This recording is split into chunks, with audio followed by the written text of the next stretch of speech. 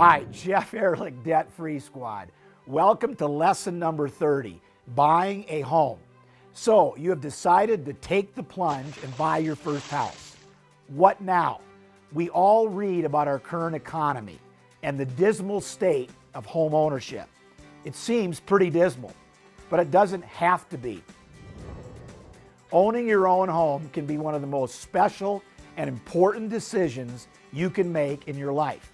A loving home you have built over years of hard work and special memories cannot be surpassed.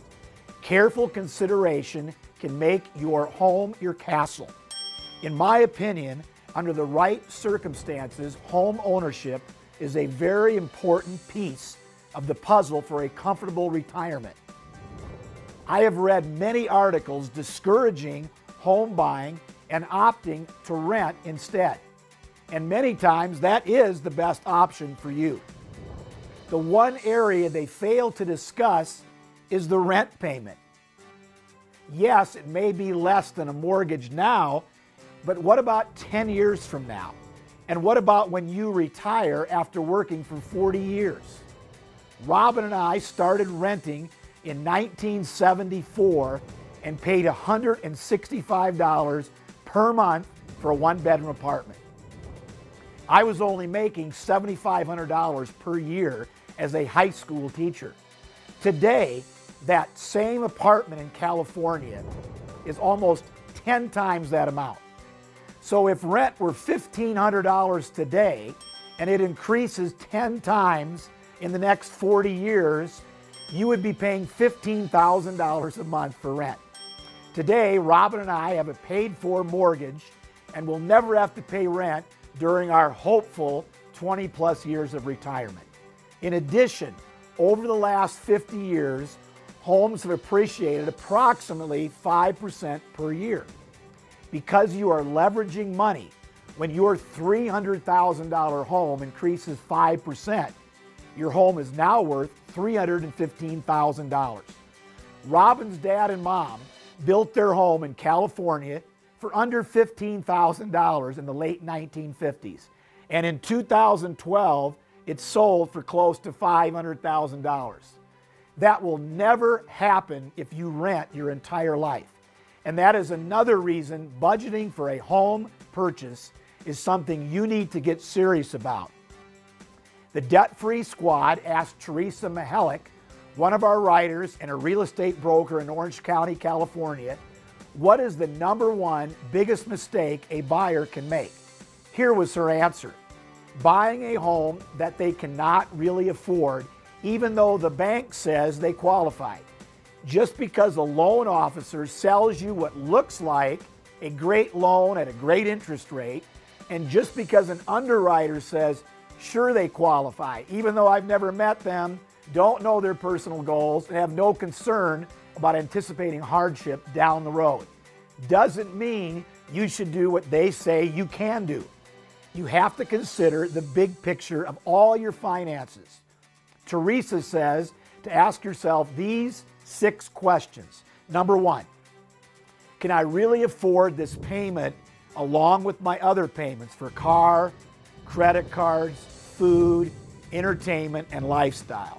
If you are spending every penny of your paycheck just to make ends meet, then the answer is an emphatic no. Number 2, am I stretching to make this payment, or is it comfortable for me? If you have money left over from your paycheck that can be put into savings, then you have found the start of a comfort zone.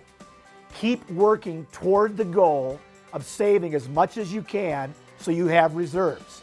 Number 3, can I afford the payments in 5 years, and does it fit with my budget and lifestyle? Things change in life. We get married. We have kids. Sometimes we need to care for our elderly parents or grandparents. And sometimes we suffer a loss that changes the big picture. Can the budget weather the storm, or will you have to sell the house to fit that new big picture? And if you have to sell, did you put enough money down on the house to make up for any lost equity in case the market doesn't improve over that period of time? If you owe more than your house is worth, you have a whole heap of trouble ahead.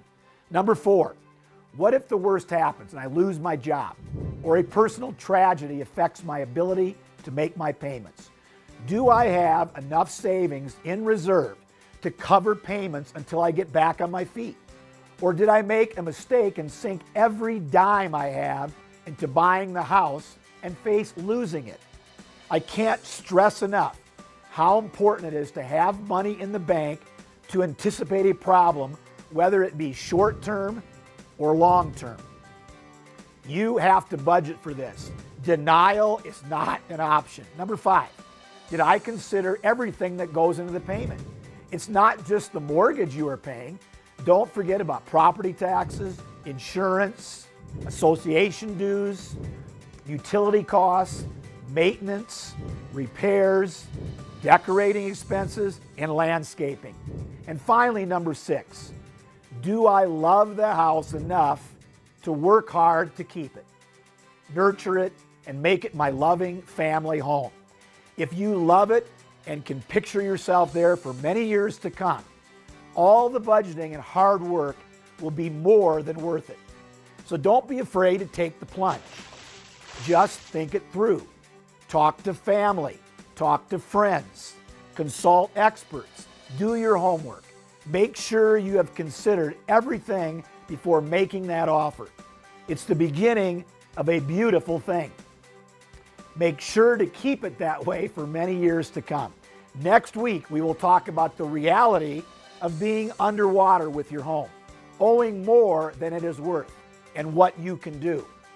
Now for the Debt-Free Squad Challenge of the Week.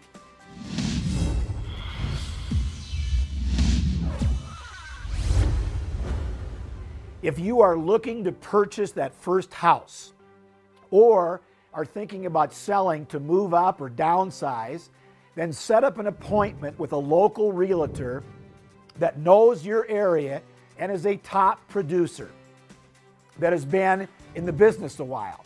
Using your friend or relative who is part-time and lives 100 miles away is not the best way to go. If you're married, sit down with your spouse and get on a spend every penny budget. Remember, a good rule of thumb is no more than 30% of your net income going to total housing costs.